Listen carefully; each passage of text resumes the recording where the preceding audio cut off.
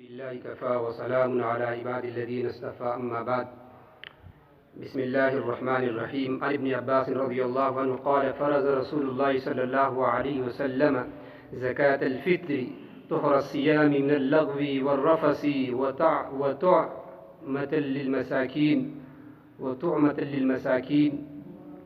عن ابن عمر رضي الله عنه قال فرض رسول الله صلى الله عليه وسلم زكاة الفطر ساعا من تمر أو ساعا من شعير على العبد والحر والذكر والأنثى والصغير والكبير من المسلمين، وأمر أن تؤدى قبل خروج الناس إلى الصلاة. متفق عليه. وعن ابن عباس رضي الله عنه قال في آخر رمضان أخرجوا صدقة صومكم فرض رسول الله صلى الله عليه وسلم هذه الصدقة ساعا من تمر أو شعير أو نصف ساع من قمح على كل حر أو مملوك ذكر أو أنثى صغير أو كبير. رواه أبو داود والنسائی أو كما قال عليه الصلاة والسلام. محترم ناظرین، السلام علیکم ورحمۃ اللہ وبرکاتہ. آج آپ کے سامنے صدقہ فطر کے مسائل کو حدیث کی روشنی میں انشاءاللہ بیان کیا جائے گا. سب سے پہلے عید یہ خوشی کا موقع ہوتا ہے، اس لیے اس خوشی کے موقع پر اللہ پاک نے روزے کو حرام قرار دیا، اور اسی طریقے سے خوشحال لوگوں پر اللہ پاک نے غریب، مفلس، فقیر اور تنگ دست اہل ایمان کے لیے اللہ پاک نے یہ نظم فرمایا کہ وہ اس خوشی کے موقع پر برابر کے مالدار اور اغنیاء کے ساتھ شریک رہے. تو اللہ پاک نے اغنیاء اور مالدار احباب پر صدقہ فطر کو واجب قرار دیا. سب سے پہلے صدقہ فطر کی وجہ کیا ہے، اس کو خود نبی علیہ الصلوۃ والسلام فرماتے ہیں کہ بےہودہ باتوں اور برے کلام سے پاک و صاف روزے کو کرنے کے لیے اللہ پاک نے صدقہ فطر کا نظام بنایا ہے. دوسری چیز نبی علیہ الصلوۃ والسلام یہ فرماتے ہیں کہ مساکین کو کھانا میسر ہو جائے، اس لیے صدقہ فطر کا انتظام اللہ پاک نے فرمایا ہے. اسی طریقے سے کتابوں میں صدقہ فطر کے مختلف نام لکھے ہیں، جیسے زکوٰۃ رمضان، زکوٰۃ الفطر، زکوٰۃ الصوم، صدقۃ الصوم، زکوٰۃ الابدان وغیرہ. صدقہ فطر اصل میں سن 2 ہجری میں اس کا وجوب کا حکم آیا ہے. سن 2 ہجری کا جو رمضان مبارک تھا اور اس کا آخری عشرہ تھا، نبی علیہ الصلوۃ والسلام نے 2 دن قبل حضرات صحابہ کرام کو جمع فرمایا اور ان کے سامنے صدقہ فطر کے وجوب کو بتلایا، اس کی فضیلت کو بتلایا. اسی طریقے سے صدقہ فطر یہ واجب ہے. حضرت امام ابو حنیفہ رحمۃ اللہ علیہ کے نزدیک، ائمہ ثلاثہ کے نزدیک صدقہ فطر فرض ہے. امام مالک کی 2 روایتیں ہیں، ایک فرض کی ہے، ایک سنت موقدہ کی ہے. بہرحال تمام احباب اپنے اپنے مسالک کے اعتبار سے اپنے اپنے ائمہ سے وہ اس کے بارے میں تفصیلات حاصل کرے تاکہ عمل کرنے میں سہولت ہو. اسی طریقے سے صدقہ فطر کس پر واجب ہے؟ جن لوگوں پر زکوٰۃ فرض ہے، واجب ہے، انہی لوگوں پر اللہ پاک نے صدقہ فطر کو واجب قرار دیا. اسی طریقے سے زکوٰۃ اور صدقہ فطر میں تھوڑا سا فرق ہے 2 چیزوں کا. ایک چیز تو یہ ہے کہ زکوٰۃ میں حولان حول یعنی 1 سال کا مکمل گزر جانا ضروری ہے، جبکہ صدقہ فطر میں اس طرح نہیں ہے. یعنی کوئی آدمی اگر وہ مالک نصاب ہو جاتا عید کے دن صبح صادق سے پہلے تو اس کے اوپر صدقہ فطر واجب ہے، لیکن عید کے دن صبح صادق سے پہلے وہ مالک نصاب کے بقدر اس کے پاس مال نہیں ہے تو پھر اس کے اوپر صدقہ فطر واجب نہیں ہے. اس بات کو اچھی طرح ذہن میں رکھیں. اسی طریقے سے دوسرا جو فرق ہے صدقہ فطر میں وہ یہ کہ حاجت اصلیہ سے جو زائد مال ہے، حاجت اصلیہ کی اس سے پہلے بیان میں تفصیلات آ چکی ہے، یعنی انسان کی جو ضرورت کی چیزیں ہیں اس کے علاوہ جو زائد مال ہے، مثلا کسی کے پاس 2 مکان ہیں، ایک مکان میں وہ خود رہ رہا ہے، دوسرا مکان خالی پڑا ہوا ہے، کسی کا پلاٹ ہے وہ خالی پڑا ہوا ہے، ایسی گھر میں ضرورت سے زائد کپڑے ہیں، ضرورت سے زائد برتن ہیں، یا اسٹیل کی چیزیں ہیں، یا اور دیگر چیزیں ہیں جو انسان کے استعمال میں نہیں ہے، تو اس کی قیمت اتنی ہو جاتی ہے جس سے کہ آدمی مالک نصاب ہو جاتا ہے، تو اس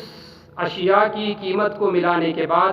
جب وہ مالک نصاب ہو جاتا ہے تو شریعت یہ کہتی ہے کہ تم پر بھی صدقہ فطر واجب ہے، جبکہ زکوٰۃ میں ایسا نہیں ہے کہ آدمی کا اگر وہ پلاٹ یا وہ مکان بیکری کا نہیں ہے جس میں وہ نہیں رہتا ہے تو اس پر زکوٰۃ نہیں آتی ہے، جبکہ اس میں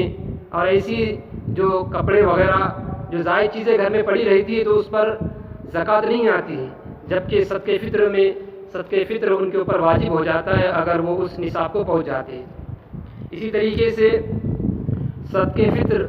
کس کس کی طرف سے دیا جائے گا، تو نبی علیہ الصلوۃ والسلام نے حدیث کے اندر فرمایا علی العبد والحر والذکر والانثى والصغیر والکبیر من المسلمین، یعنی ایمان کا ہونا اس میں شرط ہے، مسلمان کا ہونا اس میں شرط ہے، پھر جو آدمی گھر کا ذمہ دار ہے اور وہ مالک نصاب ہے تو جتنے افراد اس کے محتاج میں نابالغ بچے ہیں ان تمام کی صدقہ فطر اس آدمی پر واجب ہے۔ جو مالدار ہے جو اس کے بڑے بچے ہیں تو بچوں پر خود وہ واجب ہے، اس کی بیوی اگر وہ مالک نصاب ہے تو بیوی کا حکم الگ ہے، اگر اس کے بڑے جو بچے ہیں اور وہ مالک نصاب ہے تو ان کا حکم الگ ہے، لیکن باپ ان سے اجازت سے اگر ادا کر دے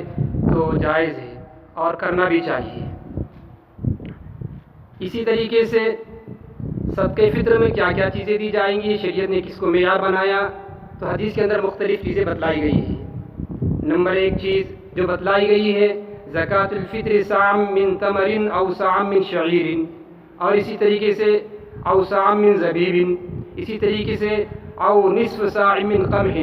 یہ مختلف الفاظ حدیث کے اندر مختلف چیزیں بتلائی گئی ہیں۔ اس کے علاوہ اور چیزیں ہیں لیکن یہ چار چیزیں زیادہ مشہور و معروف ہیں۔ اس میں کتنا دیا جائے، کتنا معیار شریعت نے اس کا مقرر کیا ہے، اس سلسلے میں اس کی تفصیلات اس طرح ہے۔ یہو کے بارے میں نبی علیہ الصلوۃ والسلام نے فرمایا او نصف صاع من قمح، کہ یہو نصف صاع یعنی موجودہ اوزان کے اعتبار سے 2.25 کلو گیہوں یا اس کی قیمت دی جائے گی۔ اسی طریقے سے او صاع من تمر، ایک صاع کھجور، ایک صاع کھجور یعنی 3.5 کلو کھجور یا اس کی قیمت جو آدمی استعمال کرتا ہے اپنے گھر میں اس کے اعتبار سے 3.5 کلو کھجور دی جائے گی یا اس کی قیمت کو ایک آدمی کا فطرہ دیا جائے گا۔ اسی طریقے سے او صاع من شعیر، جو ایک صاع یعنی 3.5 کلو جو یا اس کی قیمت۔ اسی طریقے سے او صاع من زبیب، کشمش ایک صاع یعنی 3.5 کلو کشمش یا اس کی قیمت فقراء میں تقسیم کی جائے گی۔ اس میں ہمارے علماء لکھتے ہیں اس بات کا خیال رکھا جائے کہ اللہ پاک نے جس آدمی کو جس مال جیسا مال دیا ہے، یعنی ایک آدمی ہے جو کروڑ پتی ہے اس کے لیے بہتر اور افضل طریقہ یہ ہے کہ وہ کشمش ایک صاع دے، یعنی 3.5 کلو کشمش یا اس کی وہ قیمت بازار کے مارکیٹ کے اعتبار سے دے۔ اسی طریقے سے جو کروڑ پتی نہیں ہے لیکن لاکھ پتی ہے، لاکھوں سے روپیہ اس کے پاس ہے، حاجت اصلیہ ہونے کے باوجود اس کے پاس اتنا رقم ہے کہ لاکھوں میں روپیہ اس کے پاس ہے، تو ایسا آدمی اس بات کی کوشش کرے کہ وہ کھجور 3.5 کلو کھجور یا اس کی وہ قیمت فقیروں میں دے، اور ایک فطرہ ہوگا 3.5 کلو کا اس آدمی کا، جتنے افراد رہیں گے اس کے اعتبار سے 3.5 کلو کھجور یا اس کی قیمت وہ دے گا۔ اسی طریقے سے جو اور اس سے نیچے کم مالدار ہے، اس سے کم درجے میں ہے، تو اس کے لیے ہمارے علماء یہ فرماتے ہیں کہ وہ جو ایک صاع یعنی 3.5 کلو جو یا اس کی قیمت وہ تقسیم کرے گا مارکیٹ کے اعتبار سے۔ اور جو اوسطاً جو لوگ ہوتے ہیں جو مالک نصاب ہوتے ہیں لیکن اتنے زیادہ رقم نہیں ہوتی ہے، 52.5 تولہ کی قیمت آج کے مارکیٹ کے اعتبار سے چاندی کے اعتبار سے 21-22 ہزار روپے ہوتی ہے، اور اس سے کچھ زائد جن لوگوں کے پاس مال ہے تو ایسے لوگ کوشش کرے کہ وہ گیہوں 2.25 کلو گیہوں بہتر ہے کہ 2 کلو گیہوں یا اس کی قیمت دے دے۔ اس میں یہ بات ذہن میں رکھے کہ مسئلہ یہ ہے کہ راشن کے گیہوں کی جو قیمت آتی ہے اس کا اعتبار نہیں ہے، بلکہ بازار میں مارکیٹ میں جس قیمت کا مارکیٹ ہے، جس مارکیٹ میں جس اچھے گیہوں کی قیمت ہے اس گیہوں کی قیمت وہ دے۔ 2 کلو کے آج کے اعتبار سے فرض کیجیے مثال کے طور پر 2 کلو گیہوں کی قیمت 50 روپے ہو رہی ہے، تو احتیاطاً ہر آدمی اپنے طرف سے اور اپنے گھر کے جتنے افراد ہیں ان کی طرف سے 50-50 روپئے کے اعتبار سے وہ صدقے فطرے نکالنے کی کوشش کرے۔ اسی طریقے سے ہر آدمی جس کی جو مال کی نوعیت ہے اس کے اعتبار سے دینا اس کے لیے افضل ہے، لیکن بہرحال جائز سب تمام چیزوں میں سے جس چیز کو بھی دینا چاہے تو دے سکتا ہے، جائز ہے، لیکن افضل اور بہتر طریقہ اپنے مراتب کے اعتبار سے ہے۔ اسی طریقے سے صدقے فطر کب دیا جائے گا؟ نبی علیہ الصلوۃ والسلام فرمایا وَأَمَرَ أَن تُؤَدَّ قَبْلَ خُرُوجِ النَّاسِ إِلَى الصَّلَاةِ کہ نماز کو جانے سے پہلے صدقے فطر ادا کر دیا جائے، یہ اس کا وقت ہے، مستحب وقت ہے، بہتر وقت ہے، سنت وقت ہے۔ لیکن حضرت عبداللہ ابن عمر رضی اللہ تعالیٰ عنہ جو بڑے جلیل القدر صحابی ہیں، وہ فرماتے ہیں کہ ان کا عمل ہے کہ وہ 2 دن پہلے، کبھی 3 دن پہلے وہ اپنا صدقہ فطر ادا کر دیا کرتے تھے، اور یہ اچھا عمل ہے، اس پر عمل کرنا چاہیے تاکہ جو غربا ہے، مساکین ہے، فقراء ہے، ان کی جو ضروریات ہے وہ ضروریات اگر ان کو اس وقت پیسے دے دیا جائے صدقہ فطر کا، تو عید کا وقت آنے سے پہلے، عید کا دن آنے سے پہلے وہ اپنی ضروریات کی چیزیں خرید کر اپنے بچوں میں وہ خوشی منا سکتے ہیں۔ اس لیے عبداللہ ابن عمر رضی اللہ تعالیٰ کے عمل کو، ان کے عمل پر سب نے عمل کرنا چاہیے، ایک اچھی شکل ہے تاکہ فقراء کا فائدہ ہو، مساکین کا فائدہ ہو۔ اسی طریقے سے اگر کوئی شخص عید کی نماز بھی ہو جاتی ہے، اس کے باوجود بھی صدقہ فطر ادا نہیں کرتا تو یہ صدقہ فطر معاف نہیں ہوتا ہے، بلکہ اس کا وجوب باقی رہتا ہے، اس لیے اس کو جلد از جلد ادا کرنے کی کوشش کرنا چاہیے۔ اسی طریقے سے صدقہ فطر کے مصارف کیا ہے؟ صدقہ فطر کے مصارف وہی ہے جو مصارف زکوٰۃ ہے، یعنی جن جن جگہ زکوٰۃ دینا جائز ہے ان تمام جگہ صدقہ فطر دینا جائز ہے۔ اس لیے آپ سے گزارش ہے کہ علماء کرام سے مسائل کو پوچھیں اور اس واجب کو اپنے سر سے اتارے۔ بطور خاص ایسے حالات میں جب لاک ڈاؤن ہے اور لوگ کھانے پینے کے لیے محتاج ہیں، مزدور طبقہ اور ایک بہت بڑا طبقہ آج کھانے کے لیے دانے کے لیے ترس رہا ہے، اس لیے ضرورت اس بات کی ہے کہ ہم ابھی سے صدقہ فطر ایسے لوگوں کو تلاش کر دینے والے بنیں تاکہ ہم ان کے کچھ کھانے کا انتظام ہمارے ذریعے صدقہ فطر کے ذریعے سے ہو جائے۔ آج وقت کا تقاضا یہ ہے، حالات بڑے نازک ہے، اور اسی طریقے سے علماء کرام کی طرف سے جو ہدایت آج مل رہی ہے کہ عید کے موقع پر خریدی نہ کی جائے، ایسے حالات میں اپنے پیسوں کی حفاظت کی جائے، جتنی زیادہ کھانے پینے کی زیادہ ضرورت ہے انہی چیزوں کو خریدا جائے، بیجا چیزوں کو نہ خریدا جائے، اور پرانے کپڑوں پر عید منائی جائے، پرانے جوتے کپڑوں پر